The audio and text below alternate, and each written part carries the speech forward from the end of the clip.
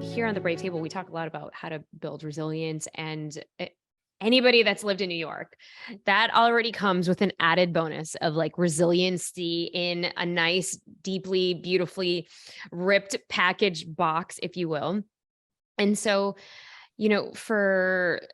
for you really, honing in on this like entrepreneurial side of yours, and then seeing that there is this window of opportunity, really honing in on your gifts of being able to perform.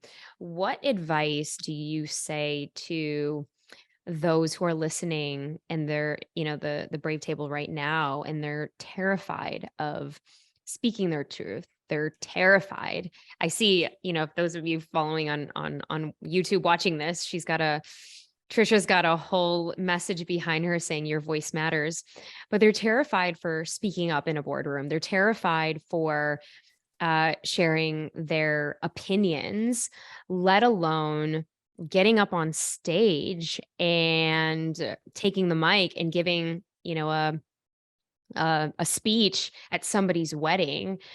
What do you say? What advice do you say to them if they are going to be, tackling this as one of the things that they want to suck at, to be brave to suck at, and, get better at it with time? Is there a place where they don't get this crippling anxiety, or is that something that we have to shift? Well, I think I'm going to unpack all of those beautiful observations and questions. We can learn to coexist with fear. I still get nervous, and I have been on thousands of stages. I still get nervous, and I have performed in massive, massive theaters, and I have worked with A-list celebrities. And the reason that you have that fear is because you care. And if that fear and that nervousness goes away, there might be a problem. And I would revisit how you feel about what it is you're doing and how you feel about what it is you're providing an audience. The way to coexist with fear is to make it about your audience. The reason we experience crippling fear or paralysis is because we're making it about ourselves. What if I fall? What if I fail? What if I forget? What if they don't like me? What if they think I'm stupid? What if I embarrass myself? That is all egocentric thinking. The moment you shift that and you say, how can I serve this audience? How can I give my best to this audience? How can I leave it all on the table? How can I make sure that I give them everything I possibly have to give them? I'm not thinking about myself anymore. So how I feel about what they think about me goes away because I'm thinking about them. So that's the first thing, is you can coexist with fear by making it about your audience. The second thing is you have to rehearse. And I don't mean in front of a mirror, and I don't mean in front of your pets. Your cats and your dogs are going to love you even if you suck. That's why we love them. Your mirror is going to tell you how fabulous you think you are. Do not rehearse in front of a mirror. You're going to get in front of an audience and not have that reflection and be completely lost. That's why, as a dancer, when you're rehearsing, before you go into production week, you turn around. The entire room faces away from the mirrors so that when you get in the theater, you don't have those cues anymore.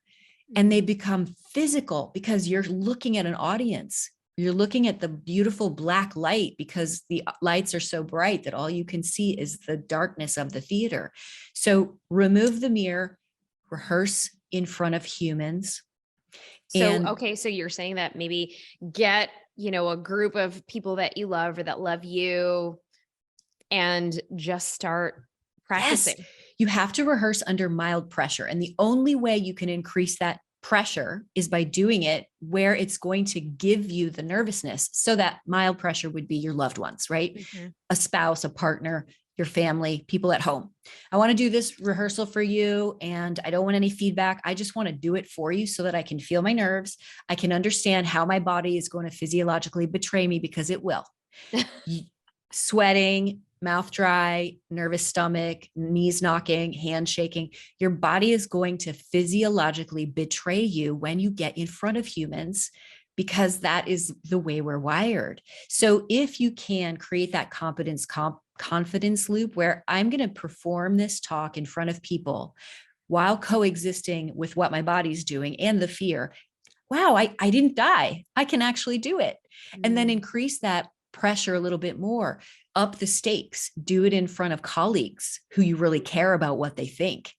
And then up the stakes even more, invite in people who can give you feedback and you want to really do well. So I would say rehearse under mild pressure, increase that pressure and increase that pressure so that you know how you're going to be able to set yourself up for success when you're on the stage in front of 2,000 people. Wow. And it also Well, and can requires, I yeah, can I please. can I can I pause you for a second? Because you mentioned something I think really important for those listening, the confidence and the competence feedback loop. So can you just describe what that is for us? For sure. When you have the confidence in what you're doing because of your competence, and Mm. you are clear, I am the competent person for this, it increases your confidence. So it's a loop that you can start, that you can keep in constant momentum if you're always doing what you need to do to be competent, which is preparing for your podcast, rehearse your podcast interviews, preparing for your big talks by rehearsing and writing a script and not winging it. Then all of a sudden, wow, that went really well. I have so much confidence. And then it boosts your competence for the next time. So we're constantly setting ourselves up for success by having that confidence competence loop always happening, always in motion. See you next time at the Brave Table.